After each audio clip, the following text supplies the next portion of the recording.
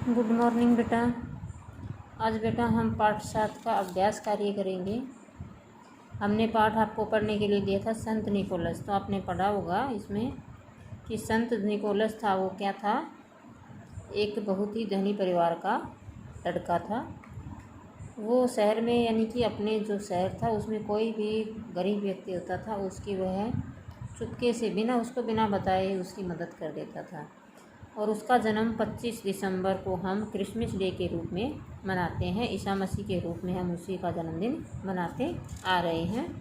इस दिन लोग घर में अपना क्रिसमस का ट्री लगाते हैं और एक व्यक्ति क्या करता है, सेंटा क्लोजा बनता है और बच्चों को उपहार बांटता है। सेंटा क्लोजा भी यही करता था, बाद में निकोलस का नाम सेंटा क्लोजा पड़ा था। तो ये सारी कहानी आपने पढ़ ली होगी उसके अंदर। अब है बेटा अभ्यास कार्य में, ईसाइयों का सबसे बड़ा त्यौहार क्या था, क्रिसमस। अगला प्रश्न है, ईसाई लोग क्रिसमस के दिन अपने घरों में किसका पेड़ लगाते थे, क्रिसमस का। निकोलस कैसा लड़का था, धनी लड़का था। मकान के अंदर से किसकी आवाज़ आ रही थी, तो लड़की के रोने की आवाज़ आ रही थी। अब इन शब्दों के आधार पर हमें ये भरना है। सेंटा क्लॉज बच्चों को उपहार बांटता है। निकोलस बहुत धनी था। घर के अंदर से एक लड़की की आवाज़ आ रही थी। निकोलस ने सोचा कि इन लोगों की सहायता करनी चाहिए। ईश्वर ने उसकी प्रार्थना सुन ली थी। ये हमने उसको भर दिया है। अब बेटा नेक्स्ट तीसरा है कि सही वाक्य पर राइट का और गलत पर रोंग का निशान लगाइए। तो जीसस क्राइस्ट और ईसा मसीह दो अलग अलग व्यक्ति थे, नहीं, वो एक ही व्यक्ति थे, उसके नाम अलग अलग थे। ये वाक्य है वो गलत है। सेंटा क्लोजा को फादर क्रिसमस भी कहा जाता है, ये बात सही है।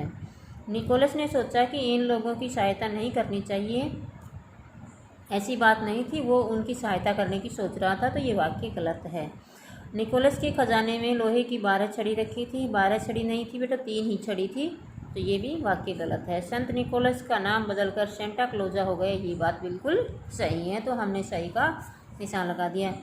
अब बेटा ये प्रश्न उत्तर ये मैं आपको नोटबुक के अंदर लिखवा करके आपके पास भेज दूँगी, हालांकि इनको मैंने हल कर दिया है। अब बेटा निम्नलिखित शब्दों के बहुवचन बनाइए। गुब्बारा का गुब्बारे, चोगा चोगे, खिलौना खिलौने, सड़क सड़कें। अब इनके 3 पर्यायवाची शब्द हमें लिखना है।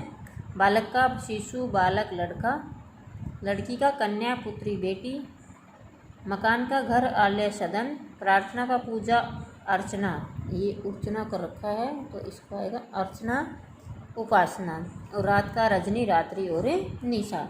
अब इन शब्दों के हमें विलोम शब्द लिखने बेटा। बड़ा का छोटा, जन्म का मृत्यु, सफ़ेद का काला, दिन का रात, धनी का निर्धन और इज्जत का बेइज्जत। तो ये था बेटा आपका अभ्यास कार्य।